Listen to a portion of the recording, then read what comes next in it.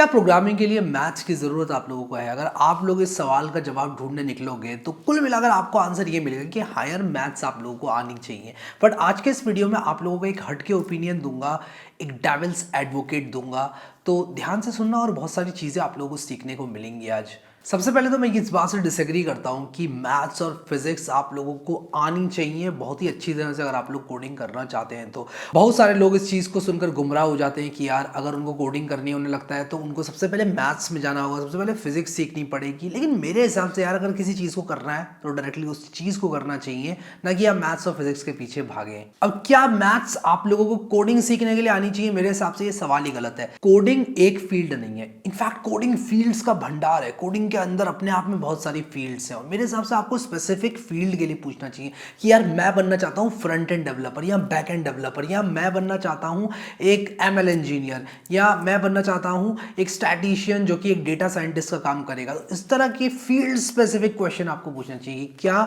Data scientist बनने के लिए मैथमेटिक्स चाहिए? क्या एमएल इंजीनियर बनने के लिए चाहिए? क्या वेब डेवलपर बनने के लिए चाहिए? इनफैक्ट वेब डेवलपर को भी दो फील्ड्स में तोड़ा जा सकता है, फ्रंट एंड डेवलपर और back end developer. Android developer अपने आप में एक दूसरी फील्ड है। फिर एंड्रॉइड डेवलपर के साथ साथ एंड्रॉइड डिजाइनर एक अपने आप में फील्ड है जो कि डिजाइन करता है एंड्रॉइड एप्स को, यूआई यूएक्स बनाता है, किस तरह से यूजर का एक्सपीरियंस होगा अगर वो एक ऐप को इस्तेमाल कर रहा है। तो मेरे हिसाब से फील्ड स्पेसिफिक इस क्वेश्चन को आंसर करना बहुत ज्यादा जरूरी है। एंड्रॉइड डिजाइनिंग की बात करें तो मैथ्स उसमें बहुत कम चाहिए, ना के बराबर चाहिए। अगर एंड्रॉइड डिजाइनिंग की बात करूं और डेवलपमेंट की बात करूं, एक फुल स्टैक एंड्रॉइड डेव की बात करूं, तो हाँ कहीं कहीं आप लोगों को लॉजिक बिल्डिंग करनी पड़ेगी और लॉजिक बिल्डिंग में कुछ हद तक मैथमेटिक्स चाहिए होती है।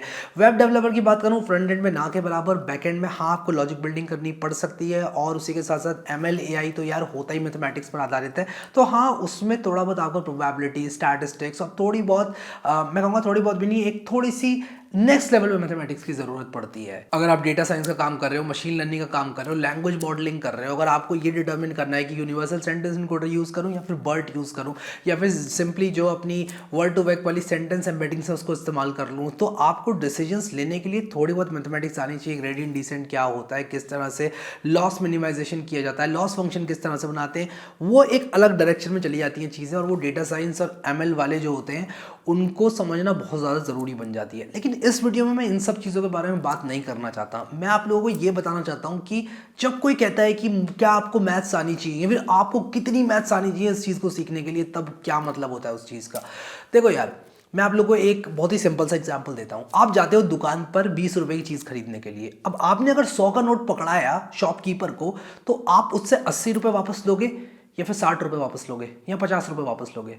अब आपको यार ये कैसा फालतू सवाल पूछ रहे हो यार इस वीडियो में। ऑब्वियसली मैं 80 रुपये ही वापस लूंगा। मैं क्यों लूंगा 20 रुपये वापस या 10 रुपये वापस, या मैं 1 रुपये कम भी 80 से क्यों वापस लूंगा? अब मुझे आप ये बताओ कि क्या आपकी मैथ्स वीक है? मैं ये सवाल उन लोगों से स्पेसिफिकली पूछना चाहता हूँ जो कहते हैं कि यार मेरी मैथ्स वीक है, आई हेट मैथमेटिक्स, मुझे मैथ्स पसंद नहीं है, क्या मैं कोडिंग कर सकता हूँ? तो आप मुझे ये बताओ, अगर आप 100 रुपये दे के 20 रुपये का सामान खरीदते हो और 80 रुपये घर लेके जाते हो, तो आपकी मैथ्स वीक नहीं है। वो जो बेसिक मैथ्स है, जो कि कॉमन सेंस मैथमेटिक्स है, वो आपको आती है। तो कभी ये मत कहना मुझे मैथ्स आती ही नहीं है। आप मैथ्स अपनी डेली लाइफ में यूज़ करते हो। आप 2 + 2 4 ही बोलते हो ना, 5 तो नहीं बोलते हो, 3 तो नहीं बोलते हो, नहीं बोलते हो ना। तो एक कॉमन सेंस मैथ्स जो होती है, addition, subtraction, multiplication, division, even मैं तो परसेंटेज को और रेशियो प्रोपोर्शन को भी काफ़ी हद तक कॉमन सेंस मैथ्स यहाँ पर मानता हूँ। जैसे कि मान लो आप किसी घर में जाते हो और आपसे बोला जाता है कि यार इस घर का 20% आपको मिलने वाला है यहाँ पर कंस्ट्रक्शन करने के लिए, तो 20% आपको पता है कितना होता है। आप 20% को भी 90% नहीं समझोगे। आपको पता है 100 में से 20 मुझे मिलने वाले हैं। टोटल अगर 100 है तो मुझे 20 मिलने वाला है, 20% मुझे मिलने वाला है। तो काफ़ी हद तक मैं कहूँगा आपको आती है मैथमेटिक्स। तो वो लोग जो कि ये कहते हैं कि यार मेरी मैथमेटिक्स वीक है, मुझे मैथमेटिक्स आती नहीं है, या फिर मैं कोडिंग सीख नहीं सकता क्योंकि मेरी मैथमेटिक्स वीक है, तो यार आपकी मैथमेटिक्स वीक नहीं है। आपने अपने आप से ये कह दिया है कि यार मेरी मैथमेटिक्स वीक है, और जब आप अपने आप से कोई बात कह देते हो ना, तो आधे से ज़्यादा काम तो वहीं पे हो जाता है। या तो आप अपने आप से अगर ये कह दो कि मैं कर सकता हूँ, तो आधे से ज़्यादा काम वहीं पर हो गया। और अगर आपने ये भी कह दिया अपने आप से मैं नहीं कर सकता, तो आधे से ज़्यादा काम हो गया, आप नहीं कर पाओगे। फिर अगर आप कैपेबल भी हो ना, तब भी आप लोग नहीं कर पाओगे अगर ऐसे बोलोगे तो हमें चीज़ों की समझ रखते हुए आगे बढ़ना है यार। कभी भी अपने आप से ये नहीं कहना ये मैं नहीं कर सकता, वो मैं नहीं कर सकता, या फिर आपके सामने कोई आपको एक सिंपल सी चीज़ दिख रही है, आप कह रहे हो कि यार मैं कोडिंग नहीं कर सकता क्योंकि मेरी मैथ्स वीक है, लेट मी डू दिस। ठीक है। तो आप बहाने मत मारो। अगर आप सिर्फ बहानेबाजी के तौर पे ये बात बोल रहे हो मेरी मैथ्स वीक है, then this is not acceptable. अब जो बेसिक मैथमेटिक्स होती है ना, उसको मैं 4 भागों में यहाँ पर बांटना चाहता हूँ। सबसे पहला भाग जो है वो है कॉमन सेंस मैथमेटिक्स। दूसरी चीज जो है वो है quantitative aptitude, ratio of proportion, और उसी के साथ साथ आपका प्रॉफिट लॉस, परसेंटेज के क्वेश्चंस, वही मैथमेटिक्स जो कि आपको 6 से लेकर 8 के बीच में, इनफैक्ट 4 से लेकर 8 के बीच में पढ़ाई जाती है, वो क्वांटिटेटिव एप्टीट्यूड के बीच में आती है। इसके बाद एक और कैटेगरी है बूलियन अरिथमेटिक की, जिसमें आप लोगों को ये बताया जाता है कि जीरोस एंड वंस के साथ, नंबर सिस्टम के साथ किस तरह से डील करना है, और किस तरह से binary to decimal, decimal to binary, computer कैसे बाइनरी को समझता है और किस तरह से इंप्लीमेंट करता है, फ्लिप फ्लॉप्स कैसे यूज होते हैं, किस तरह से लॉजिक सर्किट्स बनते हैं। तो उसके लिए समझने वाली वो जो मैथमेटिक्स होती है, एंड गेट, और गेट, नैंड गेट और इन सब चीज़ों वाली, उसको मैं बूलियन मैथमेटिक्स में क्लासिफाई करता हूँ। और इसके बाद एक चौथी कैटेगरी जो मैं यहाँ पर बोलना चाहता हूँ वो है हमारी एडवांस मैथमेटिक्स। और मैं एडवांस मैथमेटिक्स में सब कुछ को डाल देता हूँ। इनफैक्ट एडवांस मैथमेटिक्स के अंदर भी बहुत सारी चीज़ें आ सकती हैं, बट मैं एडवांस मैथमेटिक्स के अंदर सब कुछ डालता हूँ।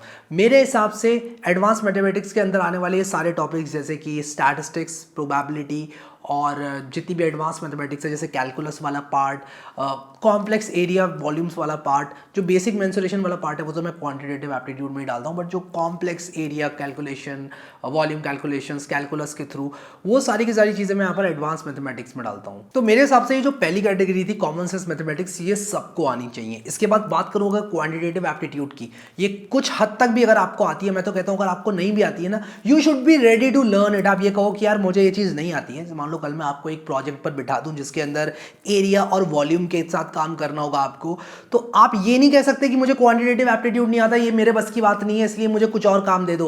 You should be ready to learn. आप ये बोलो कि यार मैं इसको करने के लिए तैयार हूं, मुझे आता तो नहीं है, लेकिन मुझे 2 दिन का टाइम दो, मैं इसको सीख कर दिखाऊंगा। ये वाला एटीट्यूड आपके अंदर होना चाहिए। इसके बाद जो बूलियन अरिथमेटिक है उसके साथ भी सेम चीज़ है। अगर आप काम कर रहे हो लो लेवल सिस्टम्स पर, अगर आप काम कर रहे हो कंप्यूटर आर्किटेक्चर पर, अगर आप ऑपरेटिंग सिस्टम्स के इंटरनल मैकेनिज्म के साथ डील कर रहे हो, किसी ऐसी जॉब में आ गए हो, किसी ऐसे प्रोजेक्ट में आ गए हो, तो you should be ready to learn Boolean arithmetic. तो ये आपका एटीट्यूड होना चाहिए। और ये जो एडवांस वाला पार्ट है, ये तो यार किसी को नहीं आता, चाहे वो मैं हूँ, चाहे वो आप हो, चाहे वो कोई भी हो इस दुनिया में। एडवांस मैथमेटिक्स कंप्लीटली जानना किसी के बस की बात नहीं है। आप जिंदगी भर सीखते रह जाओगे, उसके बाद भी आप कभी सही से नहीं सीख पाओगे। There will always be something जो कि आपको नहीं आता है। ये भी समझना आप लोगों को बहुत ज़रूरी है। चाहे वो मैं हूँ, चाहे दुनिया का कोई भी प्रोग्रामर हो, चाहे कोई भी मैथमेटिशियन हो, सब कुछ किसी को नहीं आता, ठीक है। ये बात भी आप लोग को जानना बहुत ज़्यादा ज़रूरी है। मैं खुद कहता हूँ कि यार कभी भी कोई चीज़ मुझे नहीं आती है, मैं बोल देता हूँ सामने से, यार ये चीज़ मुझे नहीं आती। If I am ready to learn it, मैं बोलूँगा yes I am ready to learn it. अगर मुझे दिखता है उसका रिटर्न अपने सामने, तो मैं कहता हूँ I am ready to learn it. अगर मैं कुछ और काम में बिजी हूँ और मुझे लगता है कि यार वो चीज़ मुझे नहीं सीखनी चाहिए क्योंकि मैं और काम कर रहा हूँ या कुछ और सीख रहा हूँ, तो आई जस्ट से कि I am not ready to learn it, but you should always be ready to learn if required. अगर आपकी जिंदगी में कुछ इंपैक्ट वो चीज़ ला सकती है तो you should be ready to learn it. अब इन सारी बातों को साइड में रखते हुए फाइनल क्वेश्चन पे आते हैं, क्या मैथ्स चाहिए आपको लॉजिक बिल्डिंग में? मैं तो कहूँगा यार लॉजिक बिल्डिंग में भी आजकल जितनी मैथ्स चाहिए होती थी उससे बहुत कम चाहिए होती है। और उसका रीज़न ये है कि यार आजकल बहुत सारी लाइब्रेरीज आ गई हैं, ऐसी बहुत सारी रीयूजेबल कोड रिपोजिटरीज आ गई हैं जो कि आप लोग यूज़ कर सकते हो। और इन सारी चीज़ों को यूज़ करके आप अपने कोड को बिल्कुल उसी फंक्शनैलिटी के साथ डिलीवर कर सकते हो जो कि शायद आप लोग करते अगर आप खुद से लॉजिक लिखते। एंड इनफैक्ट अगर आप लोग खुद से लॉजिक कर दे तो उसकी कोई गारंटी नहीं है उसमें कोई एरर आ जाए। आपने वो चीज़ टेस्ट नहीं कर रखी है, there is just no guarantee कि क्या हो सकता है। कोई भी मिस्टेक आ सकती है, प्रोडक्शन में बग आ सकता है। It's always a good idea to use well tested library.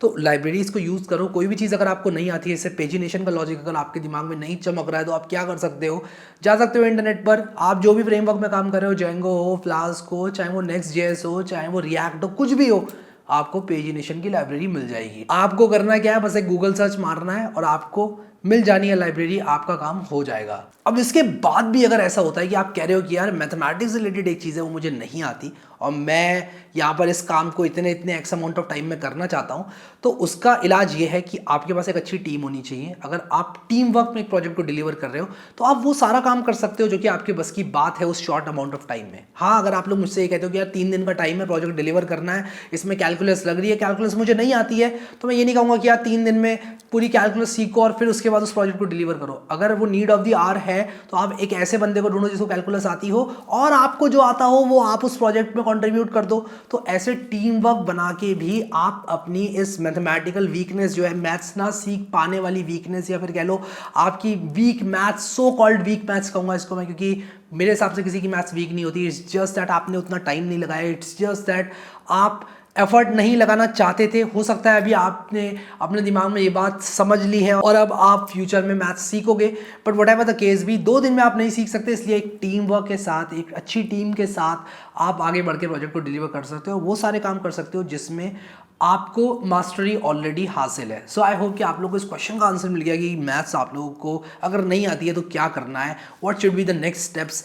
अब मैथमेटिक्स डेफिनेटली एक बहुत अच्छी चीज़ है प्रोग्रामर्स के लिए, बट मैथमेटिक्स डिज़ाइनर्स के लिए और भी बहुत सारी ऐसी फील्ड्स हैं, जैसे आप डेवलपमेंट कर रहे हैं, कोर सॉफ्टवेयर डेवलपमेंट कर रहे हैं, कोर वेब डेवलपमेंट कर रहे हैं, तो there is a high chance कि आप बच जाए मैथमेटिक्स से।